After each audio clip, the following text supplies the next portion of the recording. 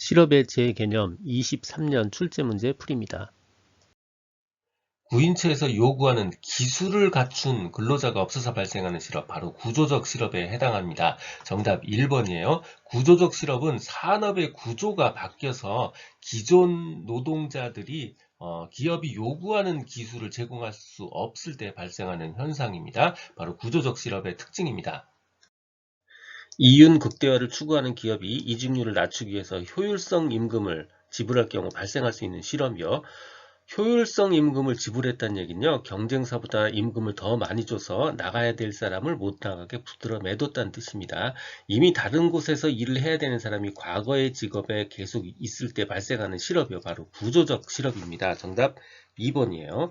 구조적 실업이란 산업 구조가 변동할 때 성장산업에 있는 기업들이 성장산업에 있는 기업들이 요구하는 기술과 사양산업에 종사하는 노동자들이 제공하는 기술이 서로 안 맞아서 사양산업에 종사하는 노동자들이 성장산업으로 즉시 이동할 수 없어서 발생하는 실업이에요. 그러니까 산업 구조 변화에 노동력 공급이 적절히 대응하지 못해서 발생하는 실업이고요. 효율성 임금을 어느 기업이 지불할 경우에 그로 인해서 구조적으로 필요한 이직이 감소하기 때문에 구조적 실업이 발생하기도 합니다. 바로 이 문제에 해당하는 경우죠. 경기적 실업에 대한 대책으로 가장 적합한 거요. 경기적 실업이란 경기가 나쁘기 때문에 발생하는 실업이고요. 그러려면 결국 경기를 좋게 만들어야 되기 때문에 총수요 증대를 통한 경기 부양, 이게 바로 경기적 실업에 대한 대책이 될 수 있습니다. 정답 2번이고요. 경기적 실업이란 수요 부족 실업에 해당됩니다. 결국 그래서 수요 확대가 대책이에요. 수요 부족이 원인이니까 수요 확대가 대책이고요. 유효 수요 확대 혹은 총 수요 확대가 대책에 해당합니다. 마찰적 실업의 원인에 해당하는 것 모두 고른 거예요. 노동자들이 자신에게 가장 잘 맞는 직장을 찾는 데 시간이 걸리는 것, 바로 마찰적 실업의 원인에 해당하는 거죠. 기업이 생산성을 제고하기 위해 시장 균형 임금보다 더 높은 수준의 임금을 지불하는 경향, 바로 효율성 임금 정책에 대한 설명입니다. 마찰적 실업과 관련이 없고요. 노동조합의 존재로 인해서 조합원의 임금이 생산성보다 더 높게 설정될 수 있는 것, 바로 노동조합의 존재로 인해서 발생할 수 있는 임금 격차의 원인을 설명하고 있는 부분입니다. 마찬가지로 마찰적 원인 실업과 관련이 없어요. 틀린 거 모든 거 고른 거 정답 1번입니다. 마찰적 실업이란 어떤 직장이 있고 이 빈 미충원 상태의 공석이 있고요. 그 직장을 찾아다니는 많은 사람들이 있는데 이 사람들이 이 직장이 미충원 자리에 들어갈 때까지 걸리는 시간, 이게 바로 마찰적 실업입니다. 학생이 졸업한 다음에 새로운 직장을 찾는 데까지 걸리는 시간, 혹은 어떤 다른 직장을 다니다가 다시 이직하기까지 걸리는 시간, 모두 다 마찰적 실업에 해당하고요. 이거는 결국 구인자나 구직자 모두, 구인자는 구직자가 어디 있는지 모르고 구직자는 구인처가 어디 있는지 잘 몰라서, 즉 고용 정보가 불완전해서 생기는 거고요. 정보 유통을 원활하게 해주면 이 시간을 훨씬 더 줄일 수 있는 효과가 있습니다. 구직자와 구인처가 적절히 대응하지 못하기 때문에 발생하는 실업이고요.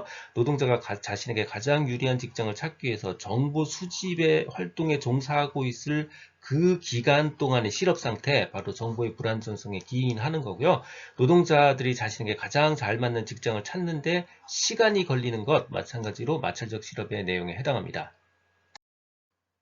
경기 침체로 실업자가 직장을 구하는 게 더욱 어렵게 돼서 구직 활동을 단념하는 겁니다. 단념함으로써 비경제 활동 인구가 늘어나고 경제 활동 인구가 감소하는 현상, 취업을 실망하고 포기하는 현상, 바로 실망 노동자 효과입니다. 정답 1번이에요. 경기 침체가 생기면 너무 취업이 어려우니까 결국 실망하고 구직을 포기하게 됩니다. 이 현상 바로 실망 노동자 효과입니다. 불경기에 발생하는 부가노동자 효과와 실망 실업자 효과 혹은 실망 노동자 효과에 따라서 실업률이 변화합니다. 실업률에 미치는 효과의 방향성이 옳은 것을 묻고 있습니다. 부가노동자 효과는 실업률을 높이고요. 실망 노동자 효과는 실업률을 낮춥니다. 그래서 정답 1번이에요. 이 내용을 다 이해하려면 사실 좀 이야기가 길어서 그냥 암기하는 것도 그리 나쁘진 않아요. 왜냐면 부가 더 하고 있죠. add 하고 있죠. 그러면 실업률이 높아진다. 실망한다. 그러면 실업률이 낮아진다. 이렇게 그냥 암기하시는 것도 일단 좋은 방법입니다.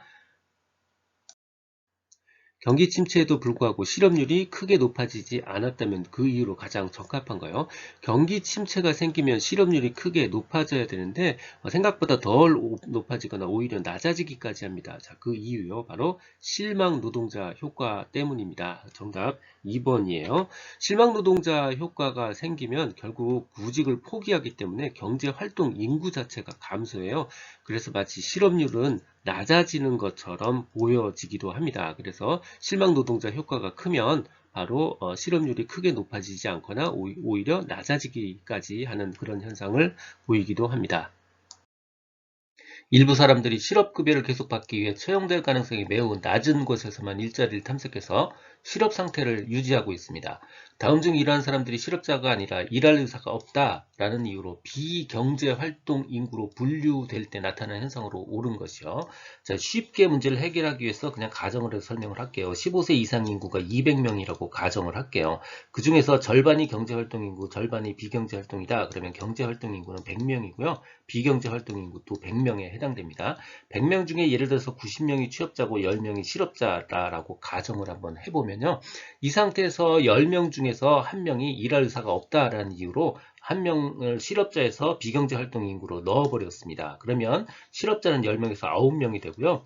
요게 9명에서 1명이 줄었으니까 결국 경제활동 인구도 100명에서 99명이 됩니다.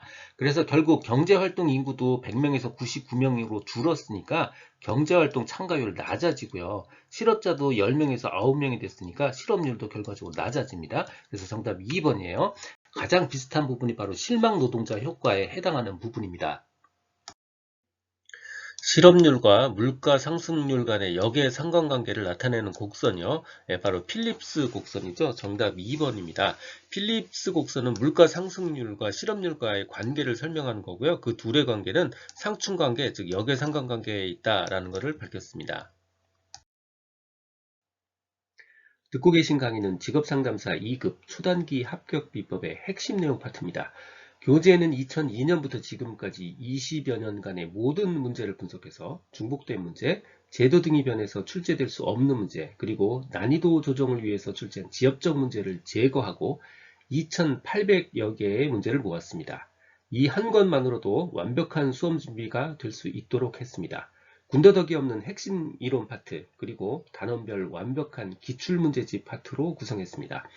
인쇄 가능한 PDF 파일 형태, 교보문고 예스24 등 상용 전자책 형태, 종이책 형태 등 필요에 따라 다양한 형태로 구입할 수 있습니다. 동영상 아래에 댓글에 구매 링크를 넣어드렸습니다.